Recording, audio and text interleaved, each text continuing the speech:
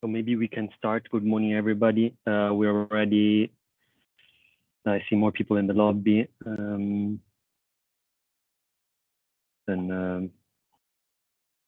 already 82. Maybe we give one more minute. Just a reminder, this webinar will be recorded and the recordings and the slides will be shared later on in the Promoter's Corner, as usual.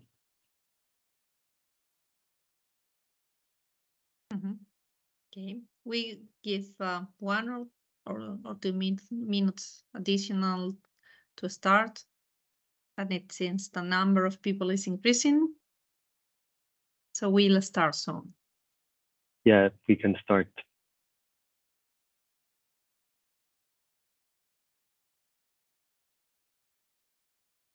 So welcome to the webinar on the TYNDP 2024 platform. Today we will focus, as the title says, on the platform and how to submit your application. We will have a first part of the agenda where we will go through the overview of the process, just to remind you the different timelines and the overall TYNDP process. Then we will look at the TYNDP platform more into focus, into detail, and then we will have a Q&A time to collect some of your questions. So I would leave the floor to Patricia to present the overview of the TYNDP. Oh, it's not moving, sorry. Okay, thanks, Julio. Yeah. Well, I guess that you all already know what's the 10-year network development plan, and that's why you are here, yeah, to because of your interest of having a project, yeah, in this European planning, yeah. Well, the process of the TYNDP, well, it's a 2-year process, yeah. You probably know that it starts with the development of the scenarios that are a set of plausible futures of the European system, yeah. Then we have an identification of the needs based on these scenarios that usually are the basis for the next TYNDP release, yeah. So that information of the exercise 2022, the identification of system needs that have been published in 2022 are available, and you can make any consultation on them in the ENTSO-E website in order to check what are the needs and check if the project that you are thinking about solve any of those needs that there are included, yeah. Also, in parallel with this definition of the scenarios that is already ongoing, you probably are aware of the public consultation about the scenarios that have been done during this summer, yeah. We have also the infrastructure project collections, transmission and storage, and that's the main topic of discussion today or of information today.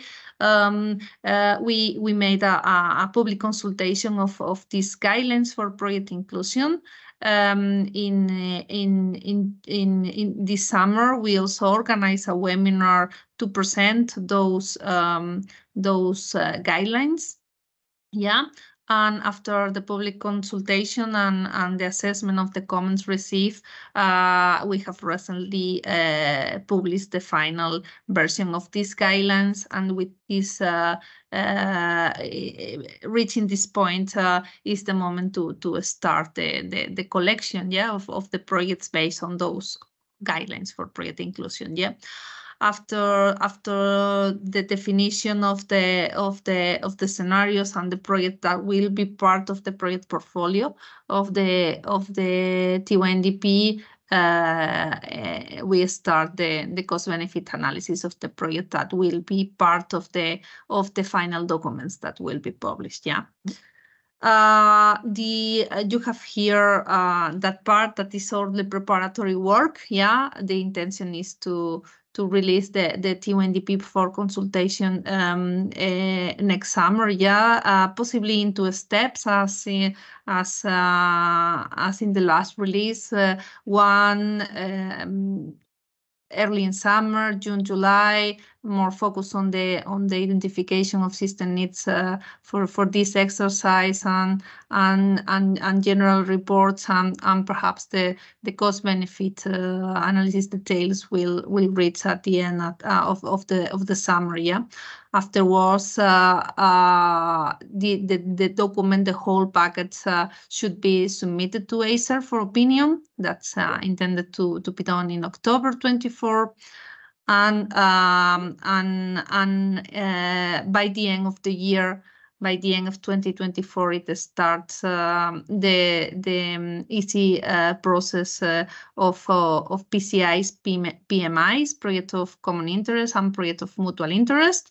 And as you are probably aware, the assessment that are included in the TYNDP are the basis for the assessment of these projects in this process that is responsibility of the Eurocam Commission and not ENTSO-E. Yeah. Afterwards, in Q2 2025, after the submission to ACER, the assessment on the recommendations that they provide and the amendments that are done in the final document, the final TYNDP is intended to be released in that Q2 of 2025. Okay, let's go on and yeah, and we will see with a little more detail, yeah, the procedure for project promoters, yeah. So as I mentioned, the call for projects has just started in mid-September. You have the web tool open and the possibility to apply with project and submit your applications, yeah, until the 16th of October. So there is 1 month there to submit applications. Afterwards, well, we estimate around 10 working days. That perhaps it can vary depending on the number of applications, but during that time, the project promoter can request to correct any information. If there is any error or mistake on what has been provided, we will, ENTSO-E will be reviewing all the application, and it's also possible that we ask for completion any data if it's not correctly understood, or if something that is relevant is especially missing. Yeah. After that period, the data should be freeze, because we have to start the CBA assessment, so it's not possible to edit anything more. We have to start the CBA, and when we start the CBA, the data should be stable, yeah, to don't affect the rest of the process, yeah. So next one, yeah.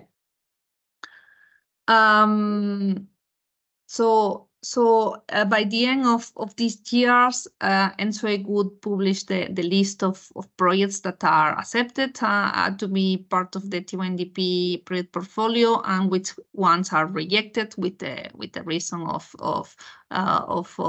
this rejection, with the proper justification on this. Of course, those rejected projects might request a review of their rejection decision, and it's possible to discuss about this situation. Yeah.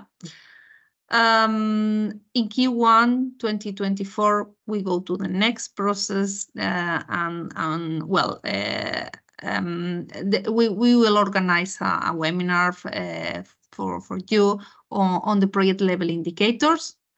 In order to comment which could be those project level indicators or benefits, yeah, and how will be the process to be included or not in the TYNDP, yeah. Let's go on. We reach Q2 2024. And in this moment, you will be asked, the project promoters will be asked to submit additional information to complete the project sheets that are finally published and included in the public information that contains the TYNDP package. Yeah. So, well, the intention is to organize several workshops or webinars on the project sheets, on the CBA methodology, and also inform about how the information will be published, and interpretation of the CBA results in the project sheets. After that, as I mentioned, in around the summer period of next year, we will share the CBA results with the project promoters. They will be shared at least 2 weeks before publication, so that you can assess them, comment anything. I know that the period is short, but the amount of computations and data that we have to handle is really, really high. And in that part of the year, we have to be efficient, and at least within that, it's something that was already done last year, and it worked more or less properly. Yeah. So we think that it's relevant to inform you in advance that this will happen. We will give you more information in the webinars that we will have during next year, but that you are aware that there will be 2 weeks there where you should be available, or at least pending of receiving that information and giving feedback. Yeah. And then afterwards, the last part is release those project sheets, including the CBA results. So that's the general procedure. And I guess that we can go now to the next step that Julio will explain with detail how to submit a project and how the TYNDP project platform works. Thank you very much, Patricia. So yes, how to submit a project in the TYNDP 2024 platform. We have mentioned also in the email the link to the platform. This is how it looks like. You can submit transmission and storage projects. We will go live, and we will show around the platform a little bit later. Yeah, you have the link, and the slides will be shared later after the presentation. To access the platform, you need an account. So the promoters that who had projects in the previous TYNDP already have access. Their login username is usually the first letter of their name and the last name. For the new promoters, they have to get in touch with me, and we can set up a new account for them. We have developed some reference documents for the applicants. First and most important, I would say, it's the guidance for applicants that you can find on ENTSO-E website. This has been finalized, so now we have the final version and it's published. Then we, for the first time, developed a user guide that will guide you through the different fields that are in the platform, focusing on the more tricky ones. You can always reach out by email, and if you have a specific question, and we can answer you directly. Furthermore, we invite you to refer to the draft TYNDP implementation guidelines, and also to the frequently asked questions that you can always find on ENTSO-E website.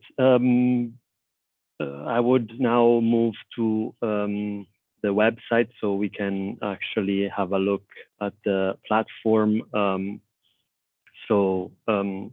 I hope you can see it. Yeah. When you will log in, if you already have project, you will see it displayed here. So in my case here, I have no project now, so you can just create a new project. and you will be asked to fill in these fields. The ones that are in red are fields that are mandatory. Most of them are, let's say, simple, a project name, a project description. You will be asked if it's an existing infrastructure or if it's an upgrade or if it's new. Who is the project promoter? And I have already had some questions on this. If you intend to share the project with more than one company, so that does not have the same domain, then you should send us an email and we can grant access to multiple companies. Then if the project that you're submitting is a cross-border project or an internal project, then you will have to select the countries based on what you select here. The country, if it's internal, or the countries, if you're connecting more, say Belgium, you can select more than one. Germany.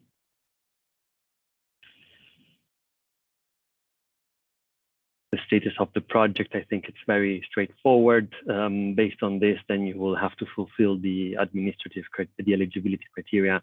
And you will see later on that you will have to provide here the documentation to approve the compliance with the administrative criteria of your choice.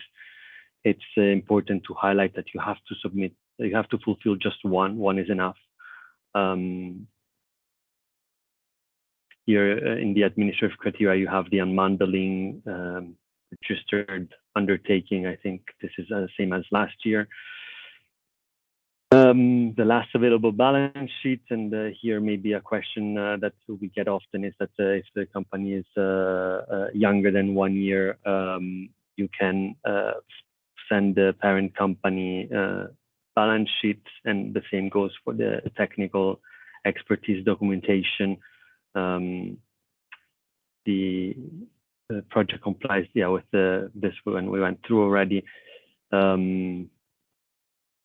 I think these checks, some you will find already checked if this was already part of the, in the previous cycle, was already part of a PCI or PMI list. I forgot to mention that for the projects that have already applied in the TYNDP 2022, these project sheets are already filled in, and you will have to just update with the new information if you have changes. The border, this has changed this year slightly to include the delta NTC calculation for internal projects. So here you will select, and you're free to put whatever you want. So you don't have a drop-down menu. You can put whatever border your project is connecting.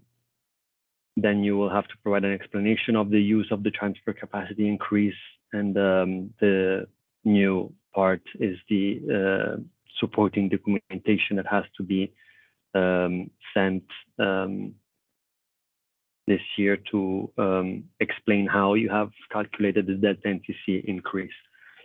So this first one is referring to cross-border projects. On the second one, you have internal projects. So you will have to select the border where you are increasing the delta NTC. So if you have an internal project in one country, then you will select, based on your study, which is the border that you increase by 500 megawatts. And you will have to provide the documentation as well. Other tricky parts, without going in every single field, here you can submit the costs. This one is maybe something that is new, because based on what you select for hybrid and radial project, you will be asked different things. So for example, if your project is a hybrid project, and you will have a certain capacity, in the case let's say it's a PINT project, and you are a new project, and you're increasing generation capacity, then you will have to specify which node. You see that it's changing every time you select something. And then you will have to explicitly say how much capacity, let's say 500. Again, it's a PINT, and then is it included in the NACP or NDP? If you say yes, you will have to provide us for CapEx of generation capacity. If you select no, this one is not needed. Even if you also select that it's a TOOTS project, this is not needed. Well, this is for the hybrid projects. So to guide you a little bit more in this point, that could be a little bit more tricky. The optional information is pretty straightforward. Then you will have the contacts. Here you can fill in your single point of contact, and you will have the possibility to specify other two substitutes name. If you have more, I think we can accept by email. That's not a problem. This you can edit yourself now when the submission window will be closed. If you want to change the contacts, you will have to send us an email or a letter, and we will change it for you. Quoting a different company here does not give an access to the project. So let's say you have two companies working on the same project. If you put one email here of one company and one email in this field, this will not grant automatically access to the other party, let's say. We have to do it from the IT side. The technical investments, and for you, you will see only these 3 tabs. The rest of the tabs will be hidden because our other steps of the process, CBA indicators, will come later on when we'll have it. Project level indicators or benefits also. The backlog is for us, and the reference grid was closed in March or May. So it's something that already happened. Now focusing on the technical data and investments, you can add a new investment here, and you'll have a drop-down menu where you will select what kind of investment, technical description. Yeah, here, the type of an element. So you can specify per element your investment, if it's an AC, if it's a DC transmission line, if it's an onshore or offshore substation. As you can see here, generation is not listed because it's only requested in the tab that I have shown you previously, and it's linked to the project and not at element level, let's say. So here you will fill in all the information. Based on what you select, you may be asked different data. Let's say like here, if you select AC or DC, it will change. Let me see if we have anything else on the transmission. And then maybe after this, we will move to the storage. Okay, also here, security of supply, if you select a new investment.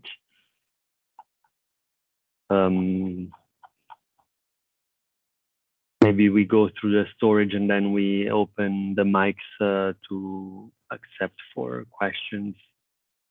For the storage is pretty much similar, just that the fields will change. I will not go through the administrative criteria. What's here, I'll just scroll just to be sure that I'm not forgetting anything on this one. But what's the big change, let's say, in storage is in the technical data, that based on what you are submitting, you will be asked different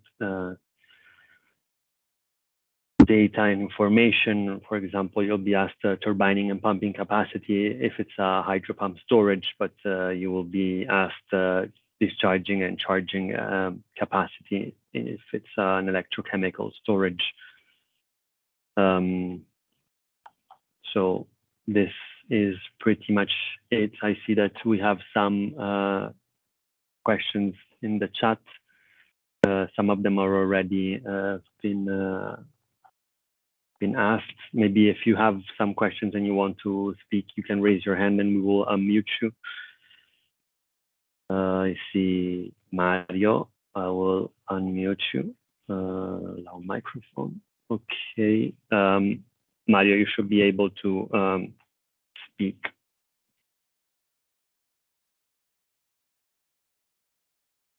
Sorry, do you hear me now? Yeah. Yeah, good. Crystal clear. So just one quick question. I don't have the submit button in my project view. Does this appear sometime, or should I just save the project? How does it work? I think you should save test storage. Save it. Yeah, once you have saved it, you will be given a project number, and then you can submit the project. But I have saved it. I have already existing project in TYNDP previous list, also in PCI list. I saved it, but still I don't have this submit and freeze project buttons. We can bring it to the IT and we will review this process. Okay, thank you. Should I just wait for your response then, or how does it work? Sorry, I was muted. Yeah, maybe if you want to follow up by email, then I will update you as soon as this is solved. Okay, sure. So I will maybe send you an email, and then you can help me and in private. Thank you. Thank you. I don't know if anybody else have had this problem as well. Now, Peter, I'm following the list of people that has risen their hand. You should be able to unmute yourself. Hello, this is Peter Bauhofer speaking. We're a energy storage promoter. The submission is clear so far. What remains unclear for me and also to other colleagues is who in the new process, I refer to the new TYNDP regulation, is responsible for the cost-benefit analysis for storage projects, and what is the latest version of the cost-benefit analysis guideline? Do you have any news about that? Thank you. So we've been in conversation with the European Commission. There is a methodology being developed by the JRC, the Joint Research Center. But anyway, we still have the intention of making the assessments at ENTSO-E. So it will be part of the ENTSO-E TYNDP, of the electricity TYNDP. That's good news. The JRC version of this guideline is only a draft version that it's downloadable. Do you know if there's any final version of that? I'm not sure. So from the discussions that we had some time ago, the methodology is not too different from what we had at ENTSO-E, but we still need to close this conversation with the EC on the exact methodology. Okay, thank you.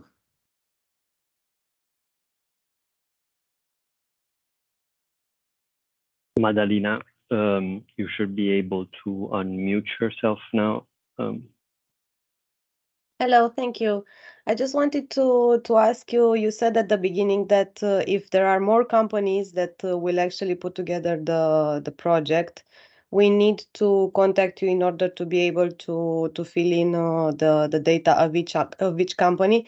And related to this also, if this kind of joint venture consortium, call it as you want, do we have any rules? Does it have to be a lead of the joint venture, or what are the rules for such a joint venture? So it's a very good question. What we have to clear is that this concerns the access to the platform. So if you think that just one person will have access to the platform to submit, let's say because you are a consortium and you have a single point of contact, you can just keep it as one user, one project. If you think that instead for transparency or for collaborating, it's better to have multiple people working and these people do not have the same email address, then meaning that it's at company .eu or .com, for example, then we have to go through the IT. Because if you have this, let's say, project owner, here I can edit it, everybody, in my example, everybody that opens a project in ENTSO-E can see my project that I just created. And this would be true also for your company. Any of your colleagues that have access to TYNDP can see your, but if you need another colleague from another company, he cannot see it unless we grant him access to a specific project. So with that being said, there's no rule. It's just for your convenience. If you want to have multiple people from multiple companies to access the project, we can do it. Understood. But what is, yeah. Understood. Thank you. Also, the people that are here in the contacts, so you can have one access, but you can have multiple people here and they will be, in the case we need more data, they will be contacted as well. So when we need something to be corrected, we take the list of people here and they will be all in the email, no matter if they are owners of the project or not. Okay, understood. My question was actually more of a corporate one, in the sense that if the joint venture needs to put together, let's say, a limited liability company to represent the consortium, or we are actually able to represent ourselves under an understanding of the parties and go on with the project like this. No, it's we don't check this, but there's no need to create another company or a special purpose vehicle in that sense, let's say. Good, thank you. Okay, we move to Sandy. Thank you. Hi to all. Just the same question as it was. I don't see submit button as well. So I understood that when we fill all the data and save after 16th of October, you will just freeze these documents and we cannot change. But if it's not so, please give or share this information not only to one email. I think we will have all this problem. And just a short question about the financial strength of the company. Balance sheets, annual report in Slovene is about 100 pages long. Is it possible just to make short data and to enclose like a file, and actually it is all published on our web, but it's in Slovene? Well, first of all, the first thing I see is that all the documentation that is submitted to TYNDP has to be in English language. It so will this, be in English. It's just the question of translation, because 100 pages is, I think, a lot. But balance we sheets can maybe and this take it to the legal department and yeah. Okay. Shall I place this question on email, or is it enough like today through the webinar? It would be better to have as email just to be sure that we keep track of everything, but it's quite possible that we would need the translation of, let's say, the relevant part, but probably not necessarily the entire document. Understand. That was our approach, just checking. Yeah, it's still about 20 pages, but yeah. Okay, thank you.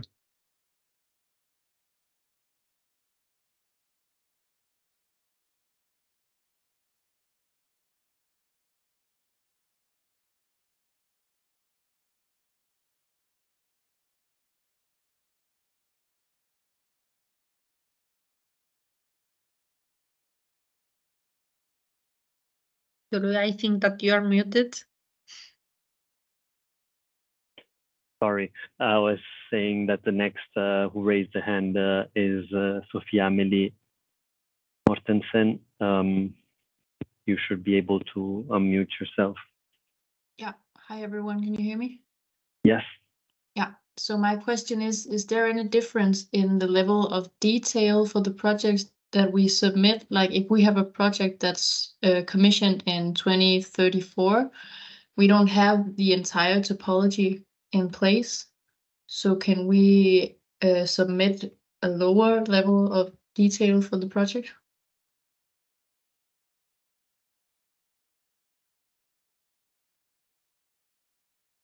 Well, I think maybe this gets a little bit more specific, but when you have a project that is this far in time, well, we have the grid model, so we will evaluate it on the correct grid model based on the scenario of the year that refers to. You will be asked to at least specify where it's located on the map, in which substation you are intending to connect. So do you have any point specific that you think you are not able to provide the data, and you think you have, okay, I'm looking at the storage here, but I don't know if yours is a storage or a transmission project. It's a transmission project, but it's, for instance, it's the grid connection points that aren't set yet.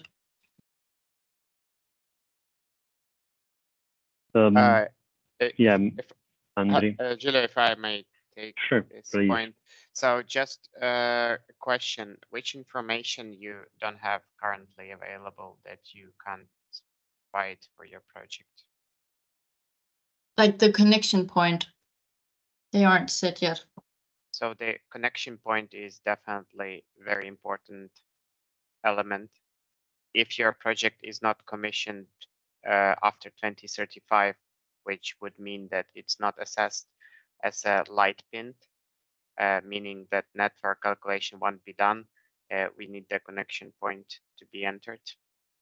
Okay. But thank you. In any case, after the submission of the projects, we'll be contacting promoters which did not provide, or we found some data that was not appropriate, or we suspect that there is an error, and there will be opportunity to answer these questions. According to the guidelines, correct me, Julia, if I'm wrong, it's 2 weeks per our request. That's the deadline.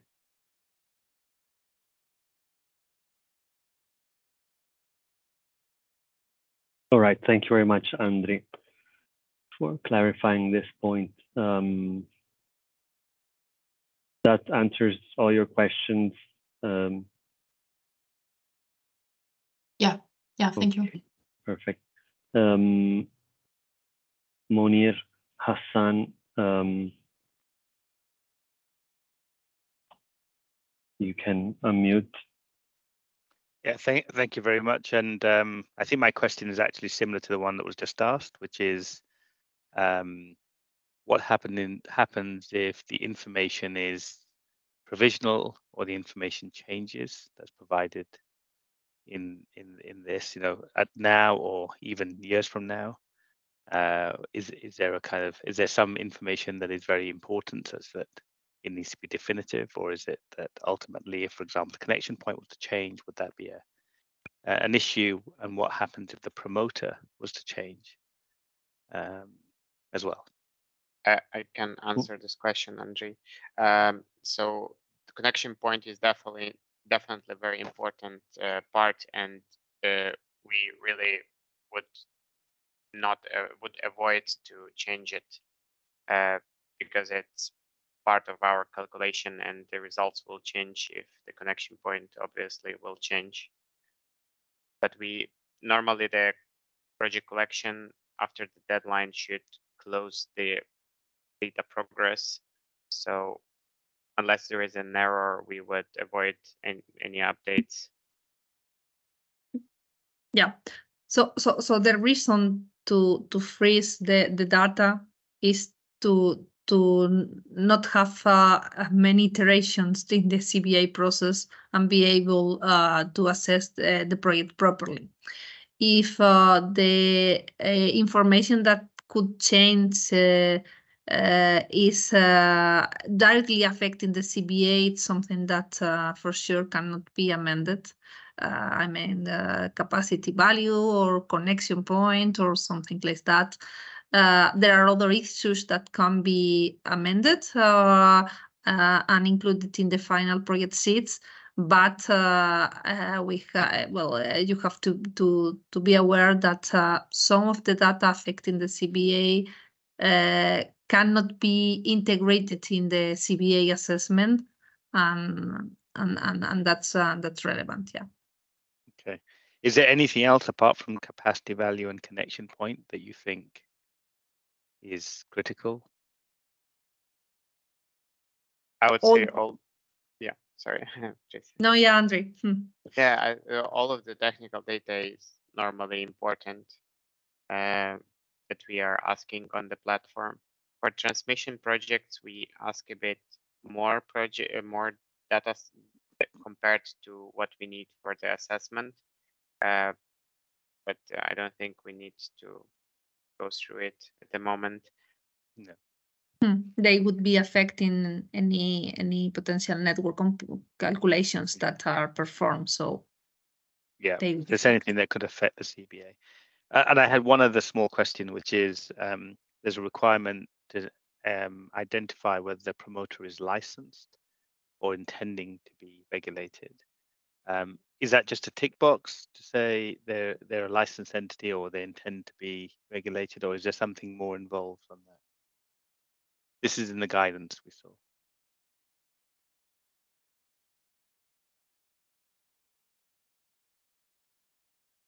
You will have to select the definition, the unbundling of project promoter. So here you have A1, A2, A3 based on the guidance for promoters.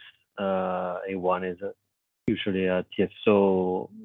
A2, I think it's a country that is not represented by ENTSO-E, but it's a TSO, and A3 is exempted. I have to check this. And B is third party promoter, let's say, that does not hold a license. And then if you go in the storage, you'll see the type C that is referred only to, well, I don't think you have to click it. So I don't see it here. But yeah, it's automatically given that you're type C. So here you have to select which one of the three categories. So this is how it's been asked. Yeah. So we were looking at B, and it just says, either is it licensed or intending to be licensed, I guess, sort of. But intending to be licensed is in the future. Is there any more information beyond that, or is it just something that says if the project goes ahead, the promoter intends to secure a license? Yeah. Yeah. Okay. That's sufficient, like just selecting B, and if you intend in the future to apply for the license. And is there any implication in your assessment of whether the promoter is in category A or category B? If we take the guidance, you'll see that the documents that are requested sometimes vary. Just grabbing the guidance, I didn't have it open, but I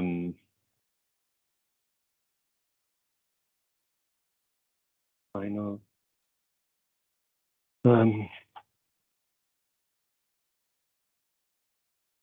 So it's not this one, sorry. Final version, okay. Now bring it to the other screen. But you can see, for example, here in the top of the table, you have A1, A2, A3, and B. So for example, this, everybody has to submit the same. But in the case of the company existence, if you're A1, you don't have to, you have a different requirement because this document already is existing in ENTSO-E. Same here. So it depends. That is the main difference. You have to provide a bit more information about yourself. If you yes. Category B. Yeah. Okay. I'm trying to find if there's anything else. But no.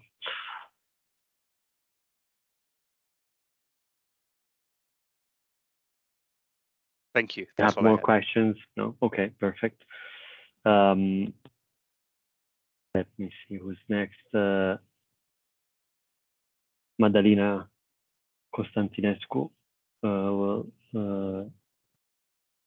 your mic is already. Yes, thank you. You had another question? Okay. I have another question. Thank you very much. And sorry if others are waiting. We just wanted to know if the project promoters are more than one and are formed by a consortium.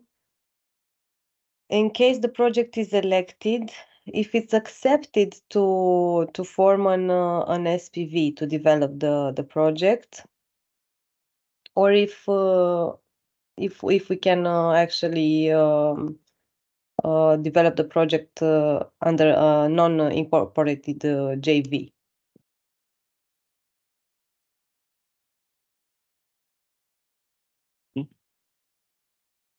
Yeah, I think that any of the option is okay. Who builds a project? We don't actually look at it. I think it's your choice to how you want to set up the construction. It's I think there's risk evaluation. There's financing and evaluation involved here. So we don't risk to be rejected just because we didn't make it clear at the beginning who's gonna be EPC contractor, who's gonna, I don't know, construct, who's gonna own the project and so on. No, the important thing is that whatever the option is, that you can provide the documentation, for example, with technical expertise. If it's a consortium of different companies that have the technical expertise, if you see it as a consortium, then the document of the company itself is okay. If you have an SPV specific and you refer the SPV, then you have to provide the documentation of the parent company. So I understand. Yeah, it's just okay. Yeah, which document you provide depends on the structure that you choose, but the structure itself is not a problem. Okay, thank you very much.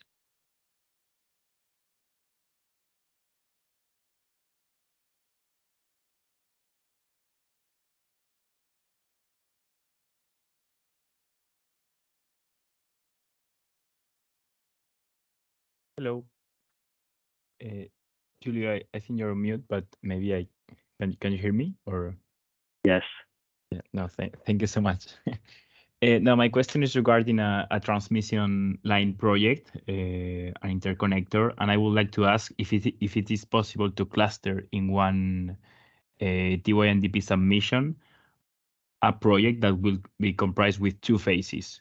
First phase comprising a national cable project, and phase 2 comprising a cross-border international cable project, both running on the same axe, so having a lot of synergies in construction and in operation, but with this difference in the construction phases. If I may try to answer this one. Yeah. One question, what are the statuses of these two phases entirely different? Like the second phase is not permitting yet, are not yet planned? Both phases are the same. We're under consideration project. Both are under consideration. Okay, then in this case, but you're referring to two phases, so you would like to, say, to be assessed separately. You would like to have assessment of both phases separately, or not? Or the idea would be to do it jointly, so be just a project, but with different maybe timeline between starting phase 1 and maybe in some time before, sometime later, starting phase 2. Yeah, so that's okay. We have such projects. There are two options. First option is you will submit them together as a one project and different investments. Then NPV-wise and assessment-wise, the commission year of the project will be coherent with commissioning of the second phase.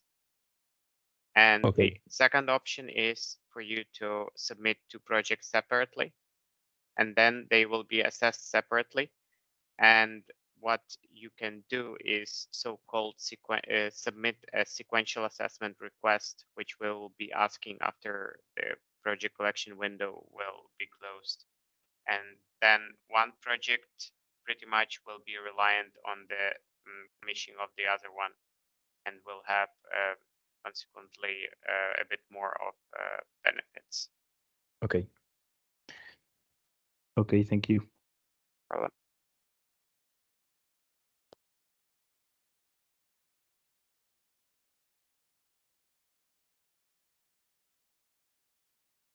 Next in the list is Stefan. Yeah, hello, good afternoon. Hello. One maybe tricky question. It's about a very new type of project. There's the possibility in the guideline to submit an electrolyzer, for example, and this doesn't fit with the project platform really well. And I want to know how to handle this in this project collection window, so that such kind of project fulfill the minimum requirement, the minimum information in the right time and in the right way to get into the TYNDP on ENTSO-E and maybe also on ENTSO-G side for such type of project. Do you maybe describe the first step and maybe also what will be the next steps then further on?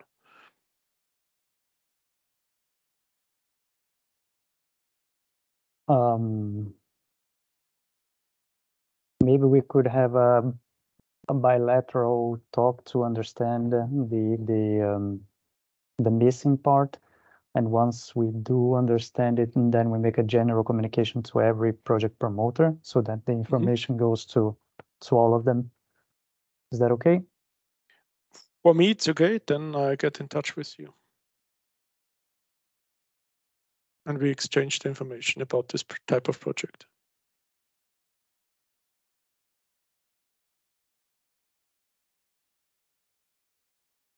Thank you. Thank you. Stuart Dawson.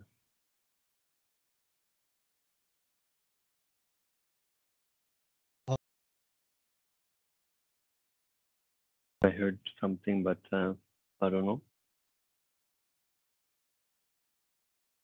Can you hear me now? Yep. Great. It's on mute there.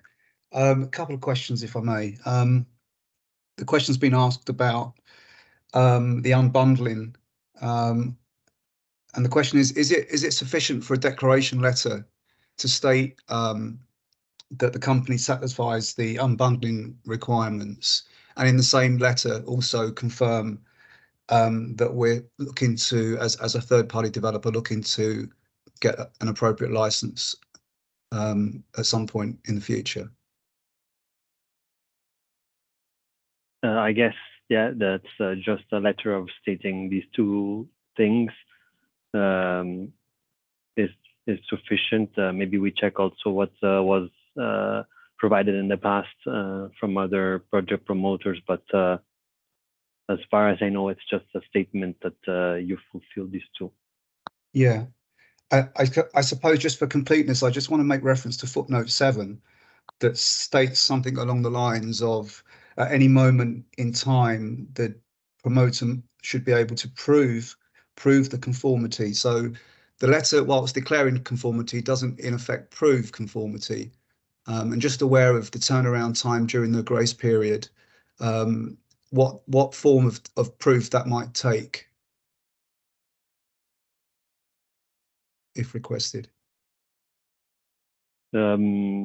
Maybe I didn't get it fully. Maybe we should ask the legal department to clarify this. How can it be proven at any moment? Yeah. I'll pop it in an email to you, Giulio. Yeah, that would be great. Yeah. So just one question: the proof of maturity of the project, considering its status, right? That's the question.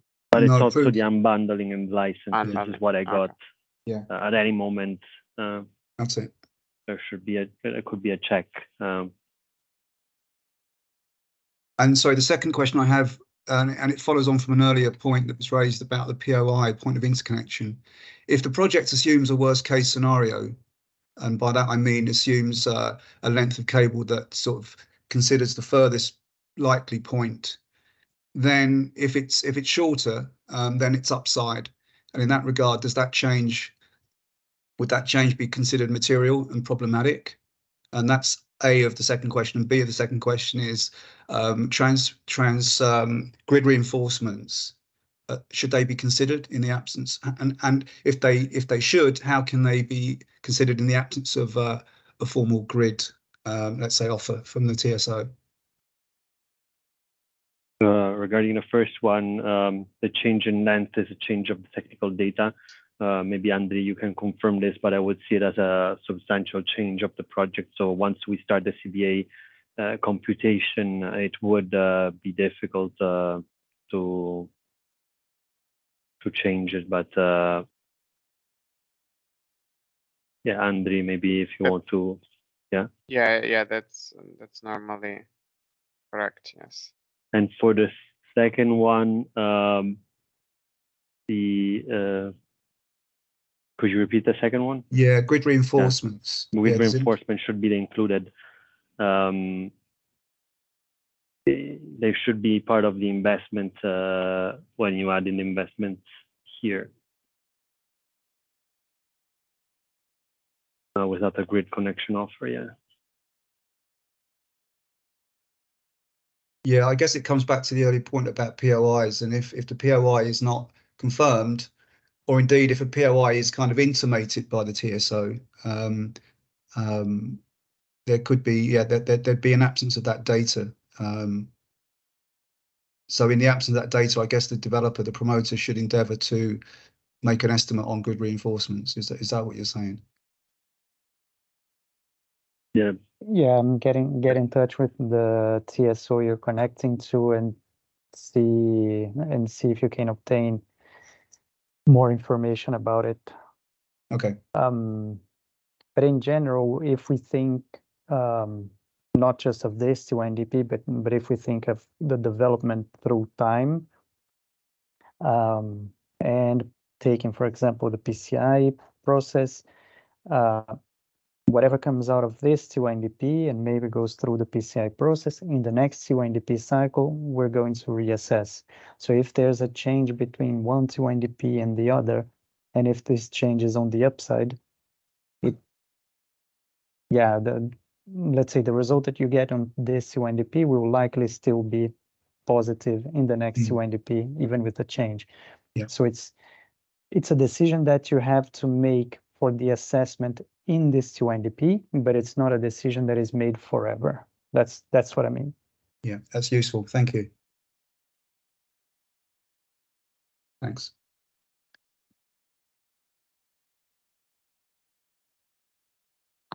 Next in the list is Maria Caladami. Hi, can you hear me? Yes. Okay, so my question is also about the unbundling of the project promoter.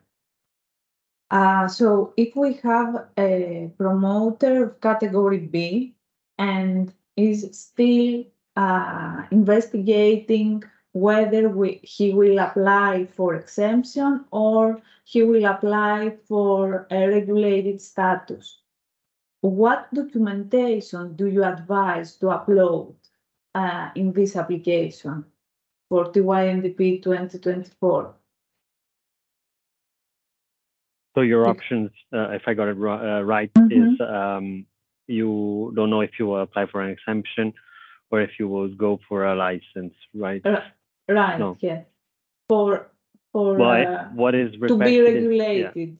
Yeah. What is requested is one of the two. Actually, sorry to interrupt, but actually under category B, according to the guidance for promoters, we can either go for an exemption or for a regulated status. Yeah. So we select category B, but then in the documentation, I'm not sure if we can leave it open, let's say. No, you should submit one of the two. So you should choose which one. And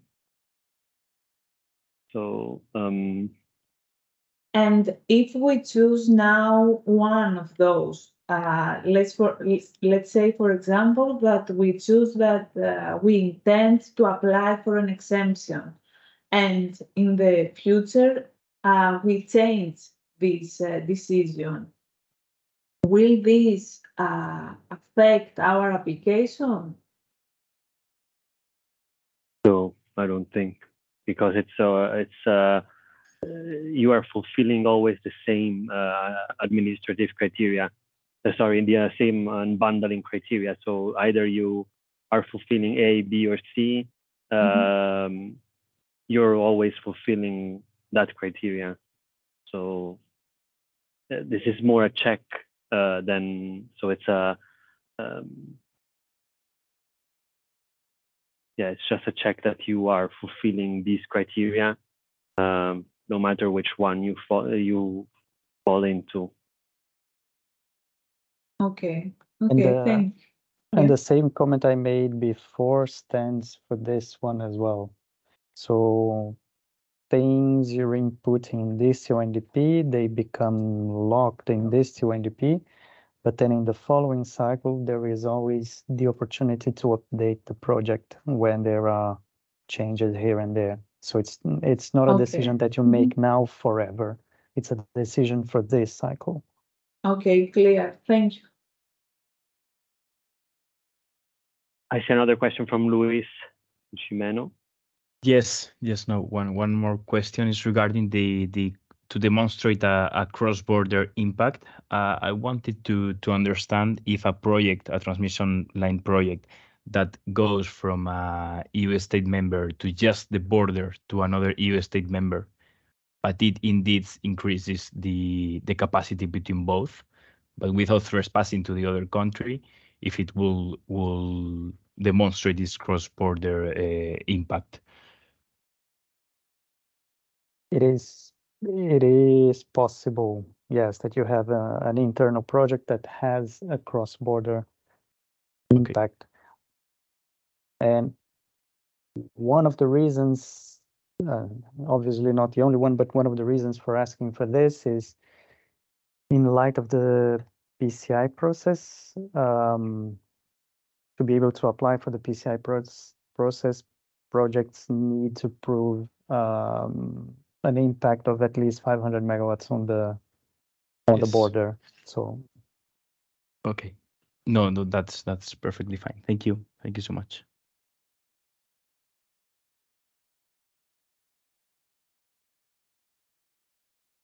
Madalena, you have another question? Yes, sorry, related on to a question before. For the exemptions, if we want to say that we intend to apply for an exemption for category B, let's say, would it be sufficient to submit an intention, a letter? Let's say we intend to apply for an exemption under the respective article, or does it have to be a certain exemption? Sorry. Well, the letter is sufficient, saying that you are requesting the exemption in accordance to the article. I think here it's 63 of the regulation. So either you have obtained it or you are intending to obtain it. The letter is sufficient. So if we have obtained it, we submit the proof of already obtaining it, and if we want to apply for one, we submit this intention. Okay. Yes. Yes. Okay. Good. Thank you. Next is Marina Radu. Hello, hi everyone. Thank you very much. My question is very similar to Madalena. Essentially, just to clarify, what is the proof in the application related to the exemption? Whether we will tell you, I think our project will be seeking an exemption, and this is sufficient, or we have to have submitted already some form of document to show that we have started the exemption already. Although I guess in this stage, we do not have all the, let's say, details in place to ask for a full-fledged exemption. That was my point. Thank you. You can, you can either send a letter from the authorized representative of your company saying you intend to apply. You can also submit the steps you have taken. So maybe you have already sent a letter to the authority to request this, or the third point is that you have obtained it, and then at that point you just send the proof that you have obtained the exemption. Right, either of these three is fine for us. Okay, and if it's the promoter is a consortium, then I think a letter from the consortium saying that it will apply for an exemption, that would be sufficient, right? Yeah, it should be sufficient, yeah. Thank you very much. That's very helpful. You're welcome. Next one is Terzi Matteo. Hello, hi everybody. So sorry, maybe I lost this info, but I was wondering which data of each project will be published during public consultation phase. I mean, financial data, all this kind of information.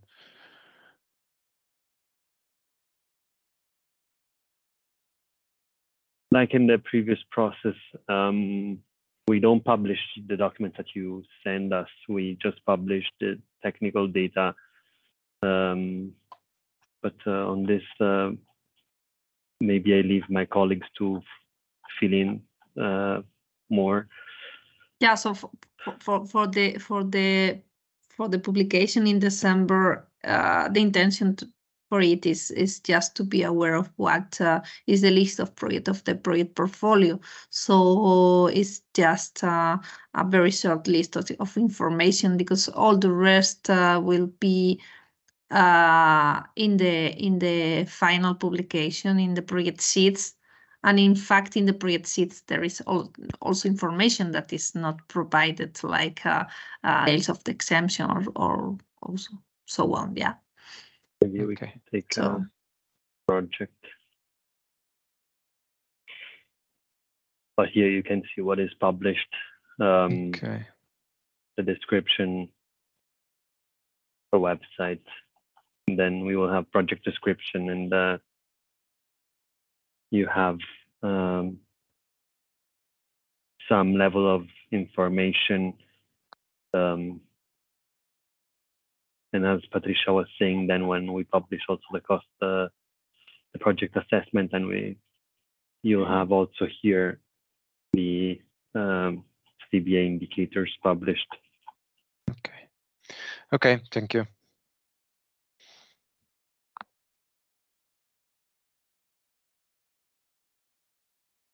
Marina, I don't know if it's the same hand from before or if you have a further question. Oh, hi. Thank you. I wanted to ask, I think I probably missed that point on if the project is developed in phases, does this require a separate application, or it can be one application with two phases? Andrea has already answered this.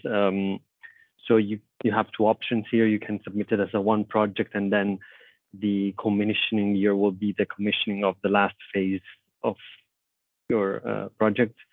So all the indicators will be referred to that, or you can submit it as two projects that will be studied in sequence. Thank you very much.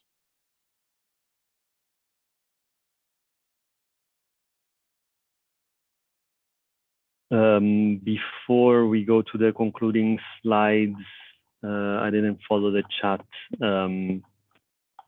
Maybe what is easier is that if we have not answered, you can raise your hand now and we answer to it now, or you follow up with an email and we will get back to you. I see that Rodrigo and Patricia have answered many of these questions.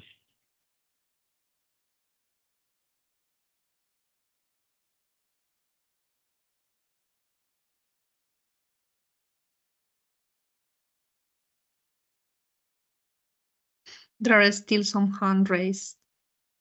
It's Varinia, I see, and Stefan. No, sorry, not from my side. Okay. Be some form of mistake that it keeps coming up. Thank you very much. A short question from the beginning, just to be sure. In the process step after the submission, after the 16th of October, you will check all the data, and will be there also a preliminary check of the national NRAs? Is there such a step in the process that they will? No. So it's just a check by you, by yourself. Yes. Okay. And maybe Acer is involved in the last part of the process when they check the projects and they give their opinion. In that point, Acer involves the NRAs who have more knowledge of the national projects. But this is then after the CBA phase. Yeah. Okay. That I was confused. And a short question. It's a very luxury question. What should we do with the old projects? They're already in operation of the TYNDP. Just reject them or remark them? Flag that they are no longer relevant for this TYNDP. And this will turn the line dark gray, and we will not consider it. Okay. Thank you so much for that. That's it. For these projects, when they are fully constructed, sometimes you prefer to stay in touch, and we leave your contacts here. Sometimes you prefer not, and we delete them. So we leave it to you. It's no problem. I have some examples of projects already built, and the project promoter stays in the mailing list by just being the single point of contact. But the line is in operation since 4 years. Okay. Anyhow, I will check this templates too, fill it out, and then mark it as in operation and no longer relevant for the TYNDP. Thank you. Thank you. Yola, Traum. Yes, thank you. Traum. Yes, last TYNDP, we submitted the 2019 balance sheet. And do we need to, for the translation of the 2019 balance sheet, do we need now to provide a new balance, for the last available balance sheet and to translate it again, or would it be sufficient to have the one from 2019 translated? Yeah. It's Julie's checking. Yeah, Julie's checking the text, but from memory, I think it's maximum 3 years old. Yeah, it's written that 2019 can be, but it's also in the same sentence, the last available balance sheet. So the last available is not 2019 for us. It's, but it's we would like to avoid a translation if it doesn't change the result. Let's say that here I see a small typo because on I assume yours is a storage, right? Yes. Yeah, because for storage, there's still 2019 in the guidance. So I guess, I don't know. It was approved like this, like, yeah.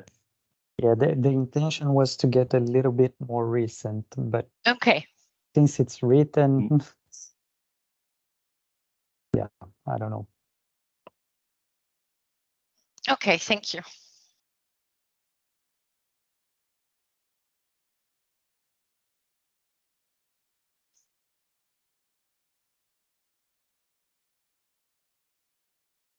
Yes, but I see that she wrote in the chat. Is it the same question, Marinia? If the project promoter, changes, this is the question you want to ask? Yes, please. I wasn't sure I can intervene, so just wanted to ask if there is a consortium initially that is considered applicant and the project gets approved. Over the course of time, there may be a change in the consortium in terms of ownership, financing, and so on. And I was wondering if that is possible. Yeah, that's possible through a letter and then from the parties. And then we can change the owner of the project on the platform. Okay, but the condition is just to notify you are not going to issue a formal approval, or is it subject to your approval?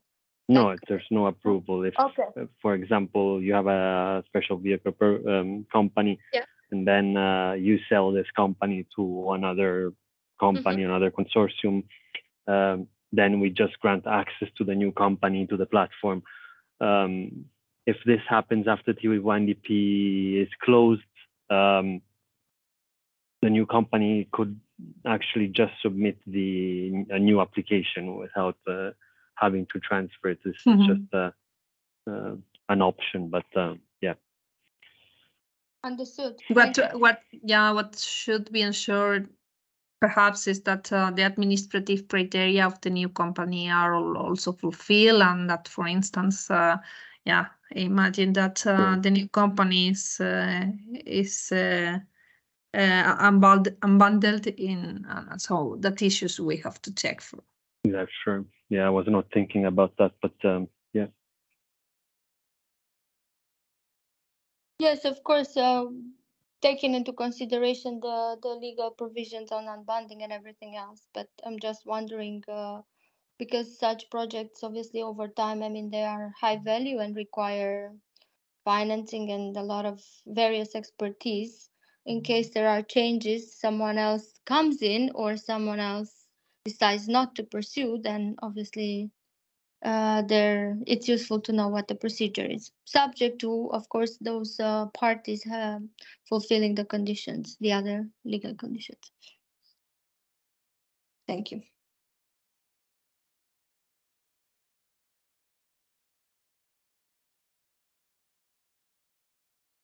You're welcome. See another hand raised from Madalina Constantinescu.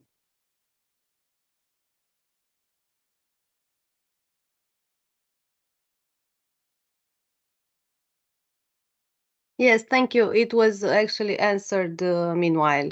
Thank you very much. Yeah. Then I would move on to Yola Tro. Yes, thank you. I have a question. That's the assessment of the commissioning date. Is there a methodology by ENTSO-E for storage projects?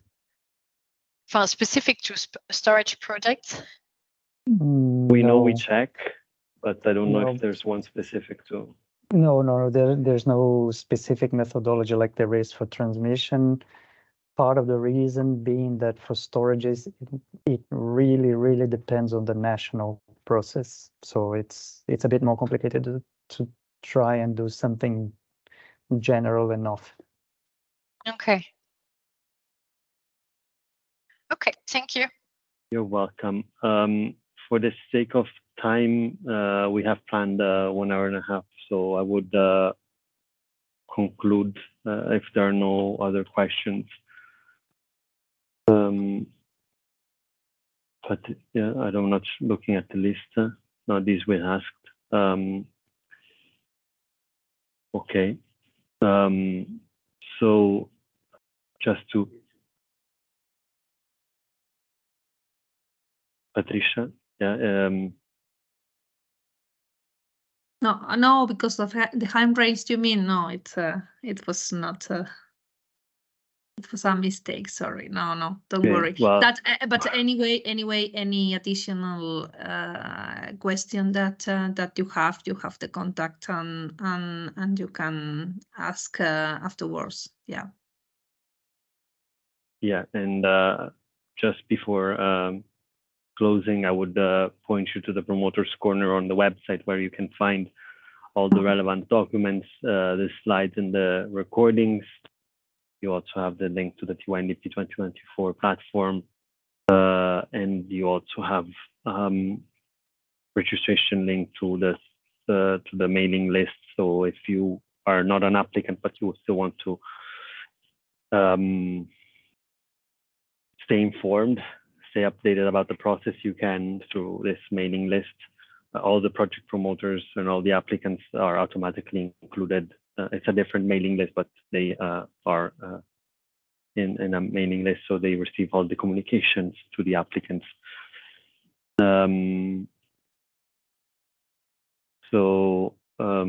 Yeah, I would thank you for your attention. If you have more questions, as Patricia said, you can always contact us. And again, the recordings and the slides will be shortly available. I don't know if Patricia, you have other remarks before we close, or Rodrigo? No, nothing else. No. Okay. So thank you for the questions and discussions. Yeah, and we'll be in touch during this process. Thank you all. Thank you. Bye. Thank you. Bye.